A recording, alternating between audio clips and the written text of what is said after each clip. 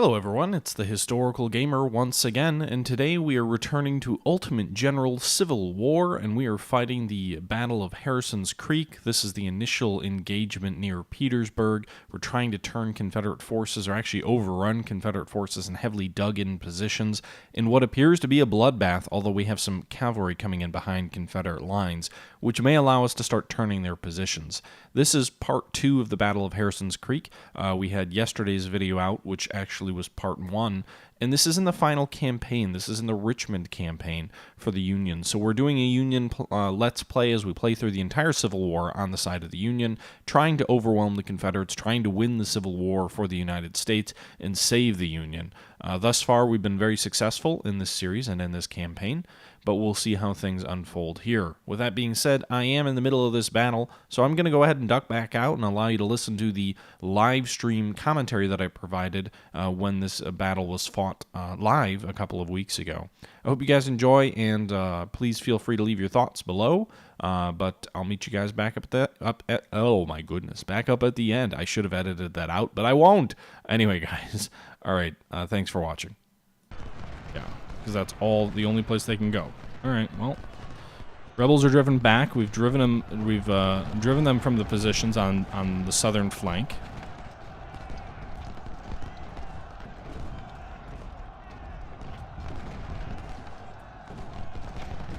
Why do these cavalrymen not have better guns? I thought all my cavalry were supposed to have, like, frickin' repeaters by now.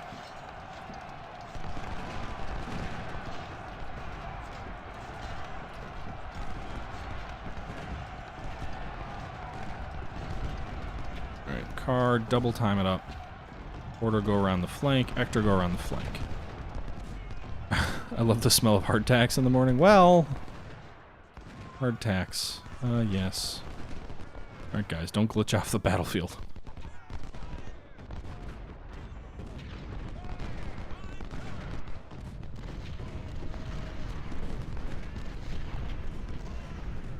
And we're into the woods. At least they're out of their defenses. Some of them, anyway.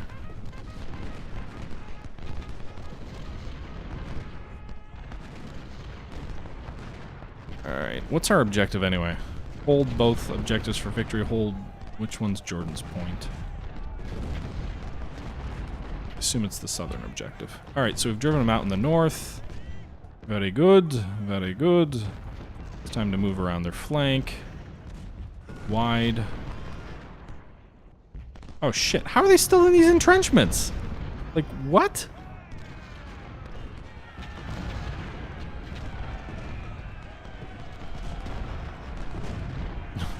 They're stealthily in these entrenchments somehow. Double click around their fucking rear.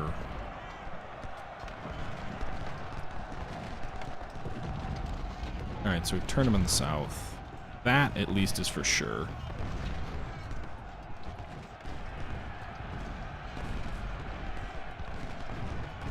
Cavalry isn't mine, so the casualties they're suffering are a little less concerning. They're useful, though. That's for sure.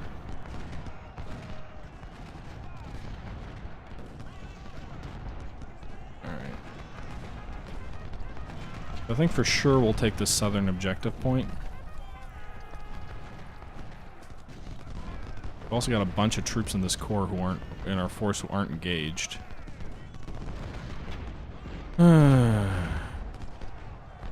PC Civil War games that can be run on Windows 10. I don't know if you've tried Scourge of War. I'm a little bit biased. I helped test Brandy Station and the newer Waterloo game. It had nothing to do with Gettysburg. Don't get anything from that game, so that is still, with that being said, with my own, you know, colored perception of it, Scourge of War is great. Take Command is of the same family as great. Let's see, what else?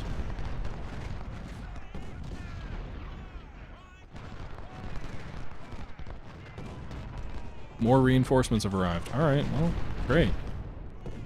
We're gonna fucking need all... I'm glad I didn't spend a whole bunch of money on the 3rd Corps, by the way.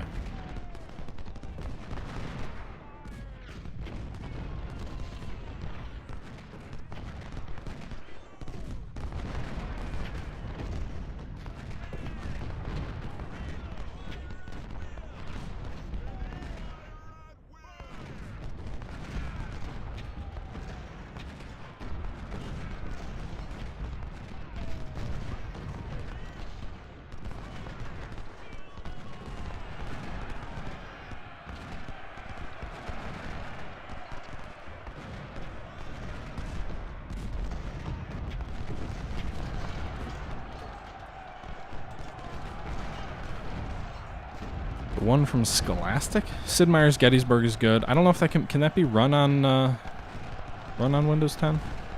How is Finnegan flanked? I call bullshit there. They ain't flanked.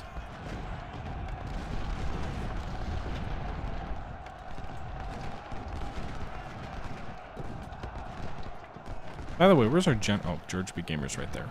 Okay. We've secured Jordan Point. So we've at least assured ourselves a draw. Still going for a enemy defeat though, right?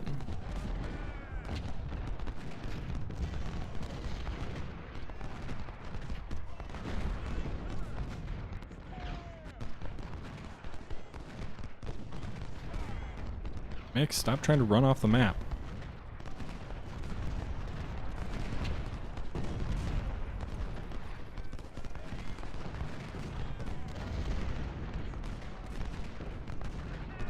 Okay.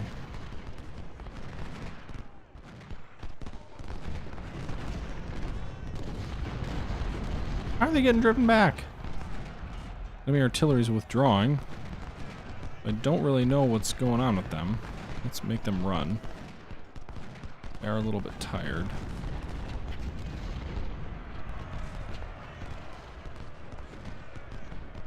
Got a whole bunch of troops that haven't even been engaged yet.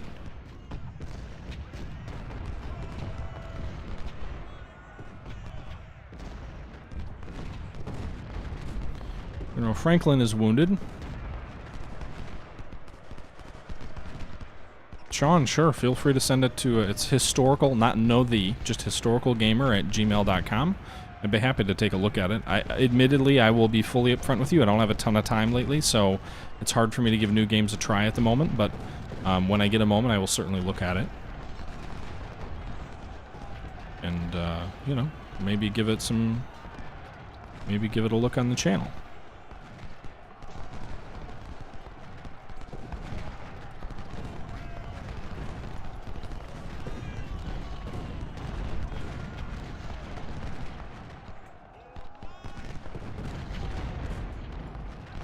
Alright, so we've bent their line back here in the north. We are losing God knows how many men.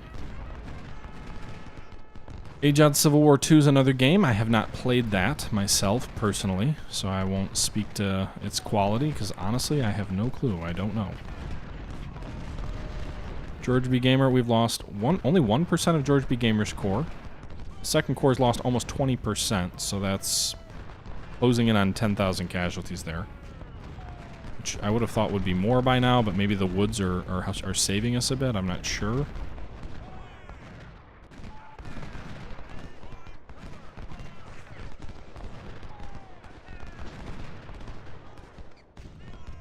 Caldwell, you're going to be stationed here to help guard the flank. Stanner, you're exhausted. You're all so tired. I guess I shouldn't be ordering you all to run all over Kingdom Come.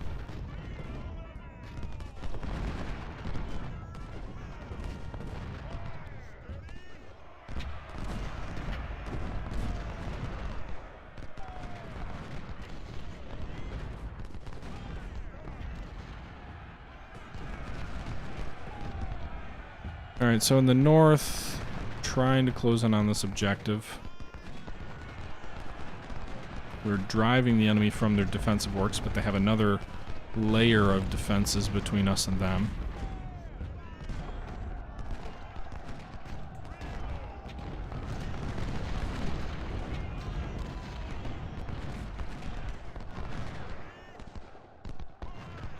Okay, it's a little bit more open and exposed here.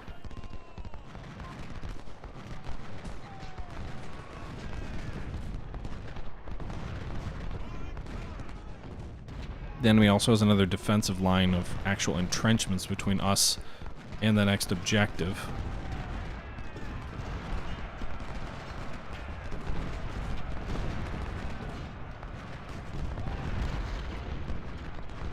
Alright.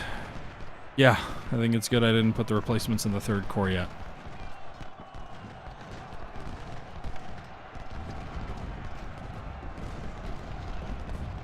Iron Brigade. Your Spencers are going to waste, guys.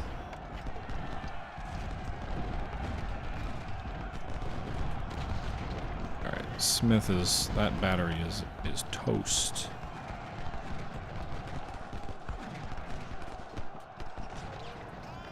Alright, at least we're flanking them in the north. The northern attack seems to be the sound one.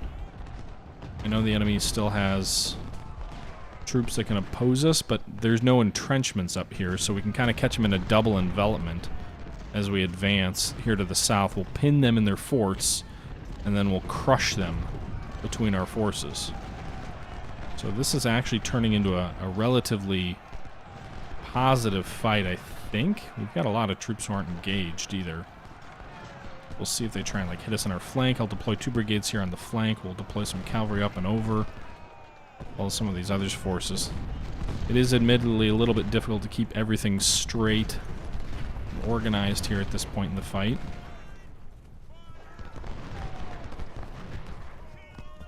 You know what I think I forgot to do is I forgot to replace brigade commanders who had been wounded in the previous battle. Alright. Yeah, that's a good point. They give you 23,000 replacements for if you win this battle as the Union. So that clearly is telling you this is going to be a bloodbath, right? Funny thing is the artillery's... oh, rebel reinforcements have arrived? Just great.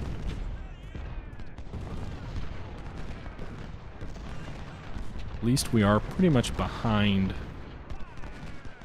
their positions.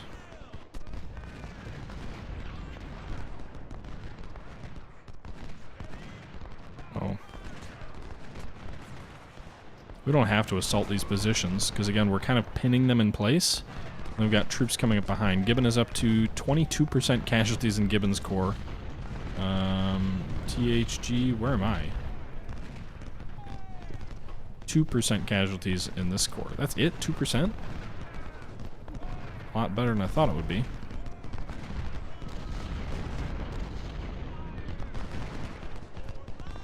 Bring some ammo up. So 20%, 22%. We're getting up close toward 10,000 plus casualties in that one corps. Just one corps though, guys. We got another corps that's lost less than 5%.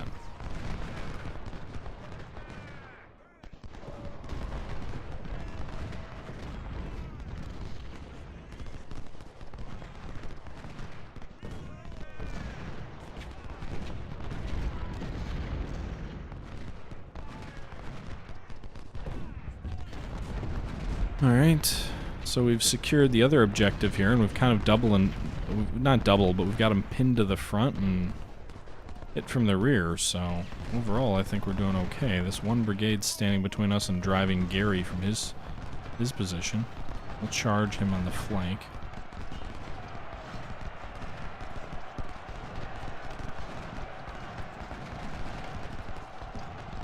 Okay, Gary's being charged from the front and flank. Fitzhugh, oh my god, look at that. Almost 1,000 casualties lost in this one brigade.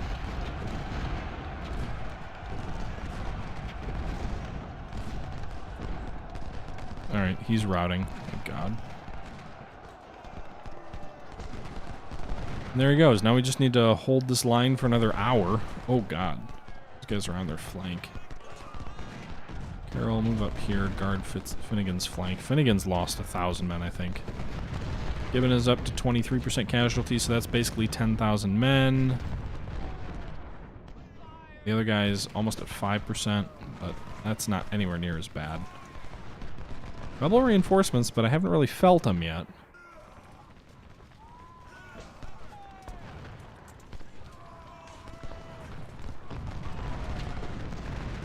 There are several large brigades here on our flank. Let's move Franklin up to guard that flank. We'll double him into position. We'll move Fitzhugh also up to that flank, and we'll move the Irish brigade over as well. In case the enemy does try and... they just routed those skirmishers, so hopefully they don't use those houses as a sort of anchor for our flank. We'll move some artillery up toward there as well. The enemy will have to deal with some canister if they try and advance. Meanwhile, we'll kind of keep pushing up off the objective here along this defensive works so we can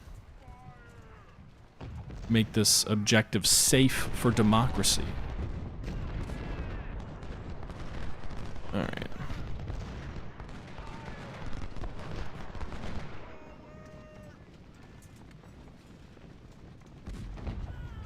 You know who I'm curious to see how they would have done with a larger force, and this is just because I've got a little bit of an infatuation with him. But General Hancock never really had an independent command. Always did very well for the most part when he commanded corps. He was a very tough fighter, but I wonder how he would have done as a actual army commander. I'm not sure.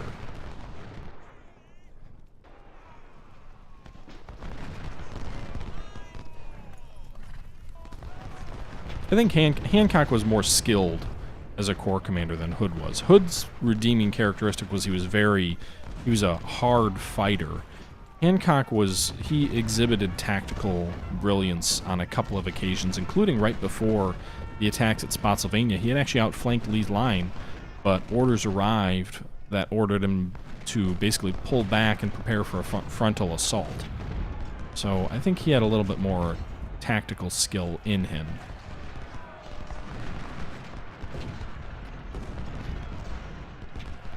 Oh my god. Pugnacious. That's a great word.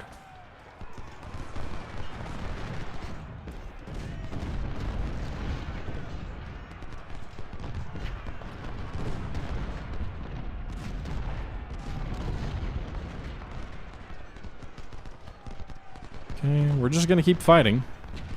I don't really know why. There's no reason for us to keep pressing, but I feel the need to.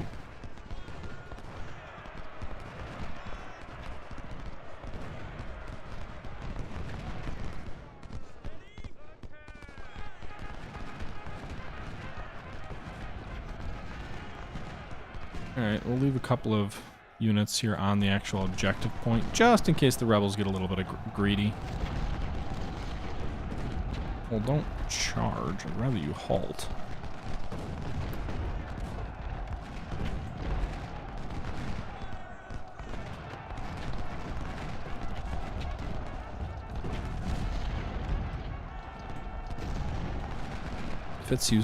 Finnegan's actually in some good cover here. He's outnumbered 2-1. It looks like the enemy's fire is more directed at Carroll anyway. Alright. Yeah, if supplies could replenish men, that would be great.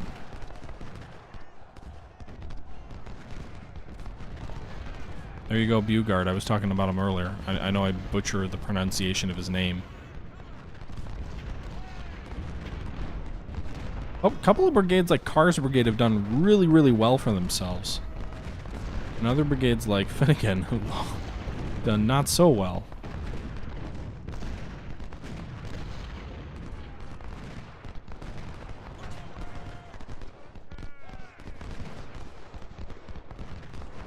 Alright, let's just fast forward here, because I don't think the enemy's going to retake these objectives. Hopefully it ends in 7 minutes, so we don't have to keep taking more casualties. When the contested is up. 3, 2, 1. Victory! Alright, how many men did we lose? 13,000.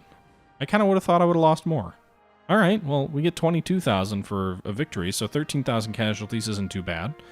800 cavalry, but none of that was part of our force. The enemy lost about 10,000 men. So, at the end of the day, 14,000 against 10,000, I'll take that. That's a success in my books.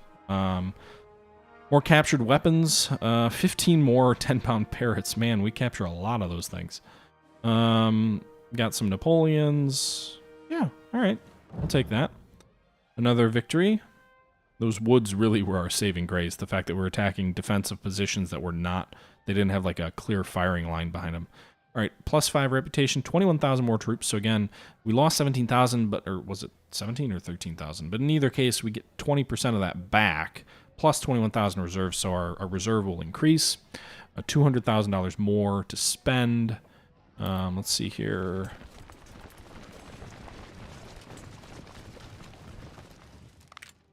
We use rookies for the Irish. I'm just kind of concerned about the experience level of our troops. Sir, yes, sir! But overall, it seems like it's going to be relatively cheap to replace these guys, too. We only have 87 sharps. Well, it makes it cheap to replace, because we can't buy any guns.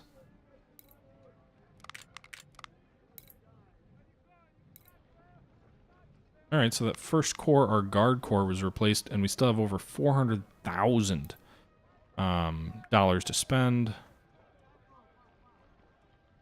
on replacements. We're going to go ahead and refit some of these armies, some of these forces. That division didn't even engage in the frickin' battle. Half the first corps didn't even fight. The second corps is where really the bloodletting was. Let's go ahead and add, we've got either one more to logistics, which the logistics will give us additional ammo, starting ammo as well, or the reconnaissance won't really do us much good unless we use reconnaissance for this and the next battle. And then it'll only tell us what they have in Richmond, and frankly, it won't matter what they have at Richmond, because there's nothing we can really do about it, right? We're up to 78 reputation, which gives us a nice hefty 9 morale boost, which may be important for attacking fortifications, but if we need those 12,000 reinforcements, we could have an additional 45,000 or 55,000 troops added to our army. So we're really going to build up sort of this massive army as we get ready for this final battle. So the first corps is fixed and better and healed. Everything's perfect in the first corps. Second corps, not so much, but this is the corps I don't care as much about their experience or anything like that. I haven't been kind of nursing them to be veterans, so we kind of have to do that for some units, like Bass's unit. I know you all are huge fans of Bass, because they don't have a ton of latent experience up here. But other units like Franklin's, it's not really a deal breaker. And then there's other units like Sedgwick's, which are a little bit of a kind of a mixed bag of needing to mix and match. So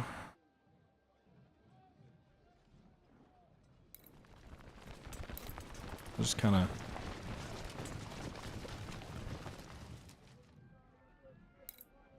some of these troops, by the way, also we may need to look at rearming if we end up having the money.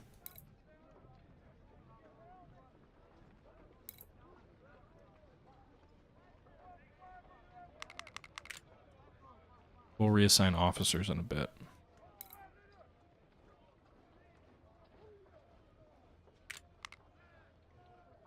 A lot of major generals commanding brigades. There's no doubt about that. That's, yes, sir. I guess, just sort of a fact. I can't really do much about it. Yes, sir.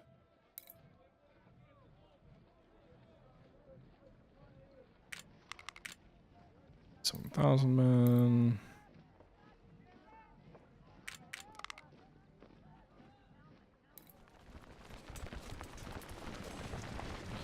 Alright, I know this is probably not the most exciting thing to watch me rearm my troops, but it must be done.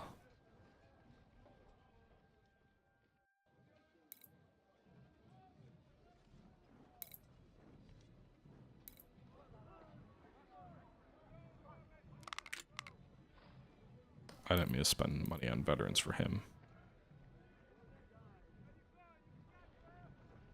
Yes, sir.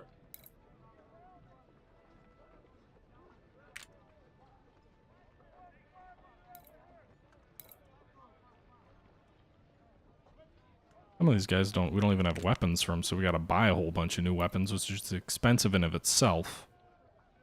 Other units, we do have the weapons.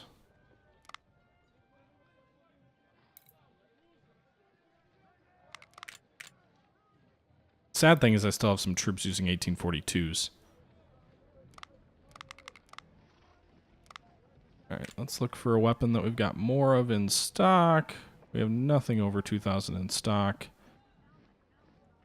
1841 Springfields. We'll just spend a whole bunch of money giving you guys new weapons. That's okay.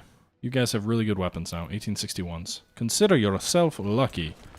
Because that will also free up weapons that they then vacated other units who have Harper's Ferries, who we don't have any in reserve. We have just over $200,000 left after we've replaced all of our casualties. The 1st, 2nd Corps are now back at full strength. Go ahead and put some officers in charge here. Again, we've got a lot of major generals in command of brigades, but it's kind of the way the game works, I suppose. I'd rather just have brigadiers or colonels in charge of brigades, but I also don't want to hurt myself because that's how the game works. We even have a lieutenant general in command of a division. And by the way, it looks like we max out at 3 stars. We can't get to a 4th because we've maxed this out. Are all the artillery pieces maxed out as well? They are. So we've got 34,000 troops left and $200,000. We could build this this third corps out into a full third corps, fully featured. We could have a 120,000 man army. But we do have one more fight. We've got the Georgia Railroad to fight before we actually get to the next the Richmond battle. And you can see here again they give you 21,000 reinforcements. So this is going to be another bloodletting. Even if you lose, you get 55,000 reinforcements. That's going to be crazy. Let's see what we can bring to bear here in this battle. Just a single brigade or single corps, and the enemy is going to attack us? Really? Okay. So we'll be about 1-to-1, but we'll be on the defensive. Now, granted, we're largely in the open. So that's probably a part of why we get so many reinforcements. I really don't want to lose half my army, though, so we'll see. Maybe that's just in preparation for the attack on Richmond, which is the following battle. We go to Richmond here, which is the battle after this. We'll see if we put our whole force on the field. You can see we've got 101,000 troops. The enemy has 67,000. So a pretty healthy army. We've got to attack enemy entrenchments to win. So I'd like more men than that. You know, I'd like to attack with 130,000 men or 140,000 men. But we'll see how the next battle goes. Some of you are saying it's very easy, but we'll see.